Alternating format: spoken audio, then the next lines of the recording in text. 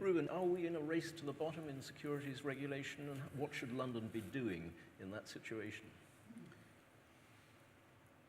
I think, well, the easy answer is that we don't have control of our regulation anymore, which is yes. Simon's point, that we are now subject to European regulation. But our listing authority can do a certain It can do some, but actually in terms of total financial market regulation, that's just a tiny little slice of it.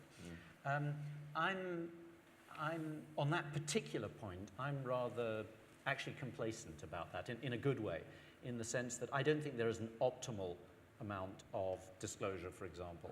I think people can be happy with different levels of disclosure, okay? And one might even offer opportunities to choose between them, and which sometimes we do. I wanted to bring up a point which Michael brought up, which I think is very important, and to which I don't know the answer, but I think that it would be interesting to hear other people's viewpoints, which is, so what you were saying is, we need to make the case for finance, okay? Which I agree. And that is part of creating an environment in which, to use my previous, hungry people can thrive, can go and get business opportunities. So what I want to think about, what I would like us to think about is, what does it do to both to make the case for finance and to win that argument? Because it's not sufficient to discuss the niceties of what's an appropriate regulatory structure for hedge funds, or whether there should be competition between MTFs, multilateral trading facilities, and exchanges. That's a sort of a small element. So what does it take to make the argument for finance substantively? And then, as importantly, how can one win that argument? Because to win that argument, you've got to get not only your Occupy people on board, you've got to get a broader coalition in this country on board, and you've got to get a broader coalition throughout Europe on board. And those are incredibly big asks, so big that it makes me feel that much as though I like Europe, it starts making me feel more Eurosceptical. Well, blast that, let's go by ourselves and get rid of that. Well, if I can step in there, because having spent the last year thinking this through, and doing a huge amount of work on it. If I take the UK, we'll worry about Europe in a moment, wider Europe.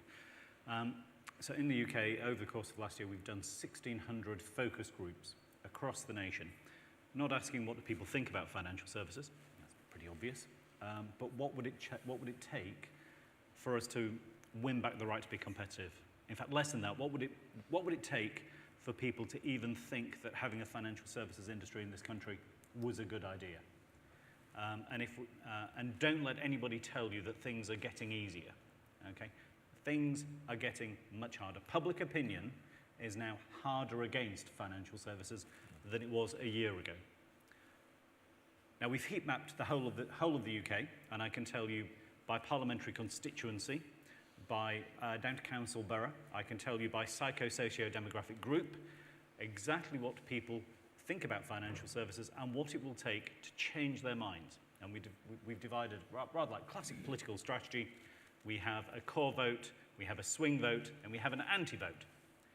And actually, you'd spend so little time worrying about the antis, because if we had 100 years, Michael, one of your time frames, we might get round to it. But the job is to support the core vote and focus on winning the swing vote. And that's certain parts of the country, Leeds-Liverpool corridor, immensely important. The female vote of a certain type. But the sector has a huge amount that it can do, and is currently doing very quietly, to rebuild that argument. Less in London, because London's core vote. But it really comes down to the messaging. Now, we've tried to win this argument from 30,000 feet. We have been bombing. We pay 53 billion in tax. You must love us. Emphasis on must. We contributed 40 billion in trade surplus last year. You must love us. Emphasis on must. We employed 2 million people. You must love us. Emphasis on must. Do you know what the public says? 53 billion. That's a big number. It's not as big as 200, though, is it? You should pay 200. You employed 2 million people, but how many people did you make unemployed? Didn't you cost us 10% of our economy? Go away. And if anybody says, oh, the banks are threatening to leave, let me tell you, the public research says, if you're going to threaten to leave, tell you what, we'll buy you the airline ticket out of here. We've compared the tax take of the sector against the NHS pay bill down to the level of individual nurses. And people have said, bankers, nurses. Don't like bankers. Nurses are quite good. But actually, do we need so many nurses? I'm quite well at the moment. I don't know. I'll get round it. So the traditional messages that we've used, let's buy the front pages of the Daily Express, Daily Mail, not only don't work, but actively provoke the public into liking us less. So the way we get round this isn't to bomb at 30,000 feet. You never want a war by bombing at 30,000 feet. What you do very quietly is start in your swing constituencies, your swing demographic, and you start talking about, what have you done for me lately? We start to talk about not the number of jobs created, but actually, do you know, we've employed 5 more people around here. Not necessarily in financial services, ideally in the real economy. And we run those messages through local radio, the most trusted of all medium. We run it through local newspapers, second most trusted of all media. And you start very gradually on the way up. And you start to remind people that actually financial services is about jobs on every high street up and down the country. And you have to do it that way because it's a political campaign. There's the trust and ethics, and we have to do all of those things. But this is a political campaign because we have to make sure UK policymakers in Belfast and in Edinburgh feel comfortable about even wanting to see anybody from financial services again, let alone engage in a conversation about why we're useful. And then we take a step over the channel, forgive me, I will wind up in a moment. And you have meetings with MEPs who say, my role here is to actively reduce financial services across Europe. It's not that I want to see it grow, it's not that I want to see it maintained, I want to shrink it. And that's why I'm going to introduce MiFID third state rules and ban anybody from dealing with anybody in Brazil. Because 500 million people, that's a big enough market, and you don't do proper jobs anyway because you don't bash metal. So that's the second stage of the campaign. But if anybody thinks we can win back public support by lecturing people on the value of financial services, like we used to do that before the crisis, then not only are you sadly deluded, but you're actually making my job harder, so please stop. Okay, well, we've covered a huge range of territory. I think it's time we've invited the audience to come in with questions. Would anybody like to pose a question to the panel? The light is in my eyes, so you have to wave quite hard. Yes, gentleman at the back there. If you could give your name and organisation.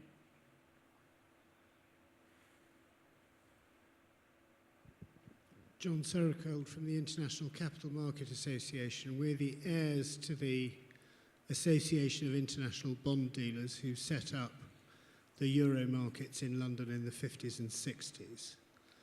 I want to go back to the point about hunger. Isn't the point about London that it has the ability to attract hungry talent from all over the planet to work in the financial services sector? And so don't we get our hunger by proxy? Ruben, do you want to tackle that? Well, yesterday I was told that London is the 8th biggest French city. That's right.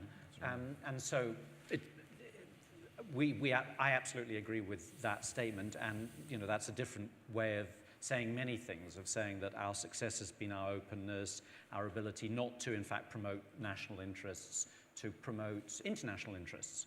And I agree with that, but I don't think that is, in the context of what we were talking about before, I don't think that will be sufficient. I think that we at least need an acquiescent political climate at a minimum, and for many decades the climate has been much more than acquiescent. It's been positively in favour of the city, and I do believe that a political campaign is needed to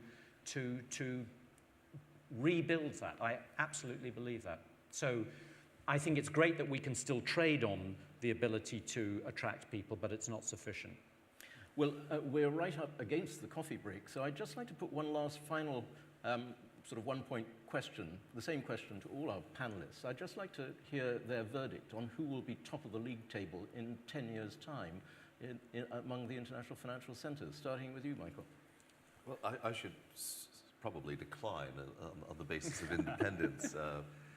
I think that we're going to see the emergence of 3 centres. I believe if you look at the history of London in the long term, London has been effectively, the city of London's been a bit of an island. And I think that Singapore is really moving in that regard. And I think that there'll be a third centre as well, something that is seen to be independent of both the Anglo-Saxon area and also the Chinese area. People like to do offshore business in offshore locations, and London has been onshore, offshore for a long time. Ruben? I'm pretty much in agreed, but I think that it'll be, I'm not sure that we will see the creation of a third within 10 years. Chris? I think it will be London, and I think the game is ours to lose.